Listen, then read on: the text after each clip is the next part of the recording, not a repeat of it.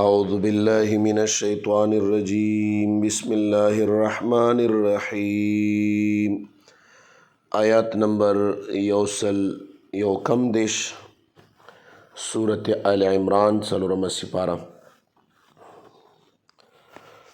ولله او خاص الله تعالی د پاره ما هر هغه څه دی فی السماوات چې پاسمانو کې دی وما او هر هغه څه دی فی الارض چې پزمکه کې دی یغفر بخنه کوي لمن هغه چاته یشاء چې اراده وشي ويعذب او عذاب ورکوي الله تبارک وتعالی من هغه چاته یشاء چې اراده وشي والله او الله تبارک وتعالی غفور الرحیم ډیر بخون کې دی ډیر رحم کون کې دی. خاص دی الله د پاره دی هر هغه څه چې پاسمانو کې دیم د دی او پزمکو کې د دی او ما او تا چې یو مجازي مالکان یو او اوریجنل حقیقي مالک چې دا رب العالمین دی.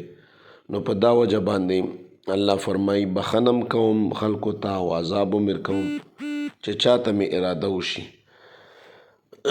نو کوشش دا پکار دی چې دغه شین نه دا ارڅ دی الله دی الله ته پاتې کېږي اصلي وارث الله تعالی دی. نو موږ له په دې باندې رنګ بدای جګړې فسادونه کول نه دي پکار.